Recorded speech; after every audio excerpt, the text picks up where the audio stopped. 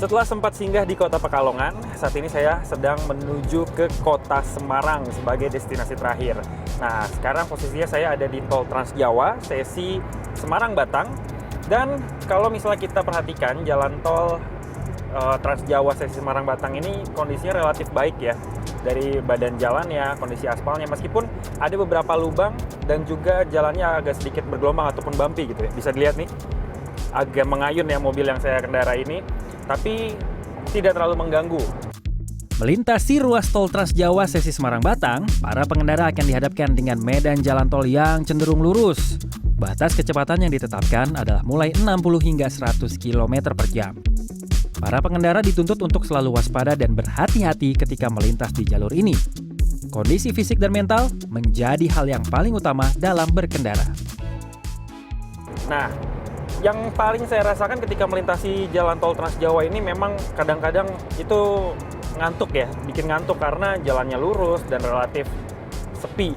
Nah, yang harus diperhatikan oleh para pengendara nih kalau sudah mulai merasa ngantuk atau sudah mulai merasa fatigue karena lelah mengemudi, baiknya ketika ada rest area ini harus bisa mampir ke sana. Nah, sekarang saya akan mencari rest area terdekat yang ada di tol Semarang-Batang ini sambil ngelihat seperti apa sih fasilitas yang ada di sana dan juga kesiapan mereka untuk menyambut momen mudik lebaran tahun 2023 ini.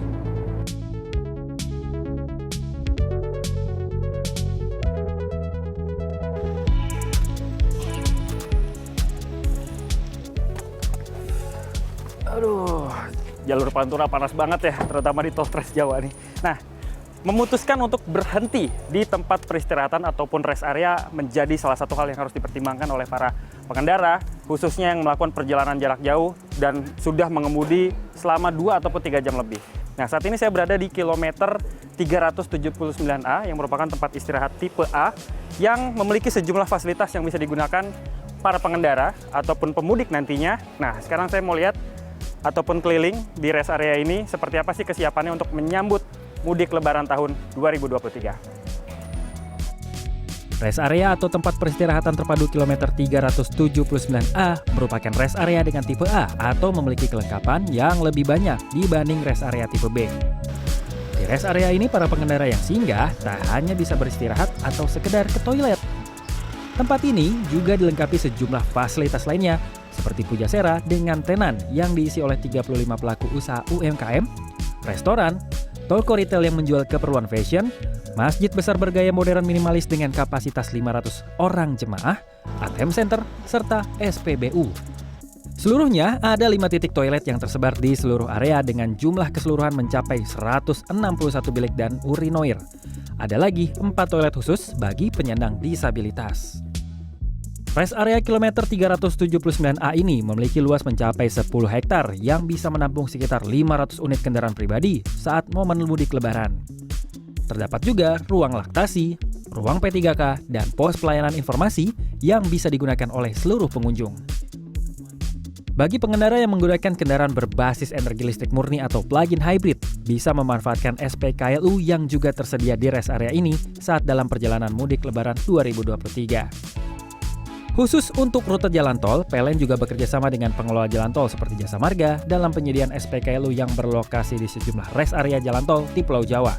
Beberapa di antaranya berada di tol Trans Jawa seperti di Palikanci, Jakarta Cikampek, Jakarta Tangerang, dan juga Jagorawi.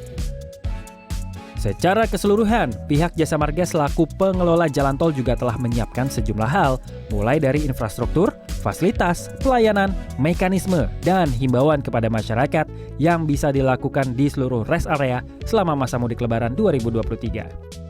Untuk terkait penggunaan waktu di rest area, kami lebih tepatnya menghimbau Mas Albi kepada para pengguna jalan tol untuk bisa lebih bijaksana menggunakan waktunya, menghabiskan waktunya untuk bisa menggunakan fasilitas sarana ibadah gitu ya, atau dengan toiletnya, atau mungkin ingin berbelanja makanan dengan waktu sebaik-baiknya supaya bisa bergantian dengan pengguna jalan tol lainnya. Setelah beristirahat lebih kurang 30 menit buat relaksasi, ibadah, saya akan melanjutkan perjalanan menuju ke Kota Semarang melalui gerbang tol Kali Kangkung di tol Trans Jawa.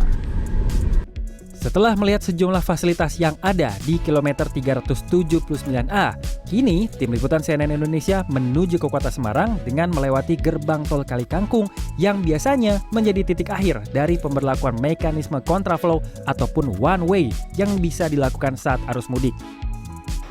Saat ini, sejumlah persiapan dan pekerjaan juga tengah dilakukan di gerbang tol Kali Kangkung ini. Tim liputan CNN Indonesia, Semarang.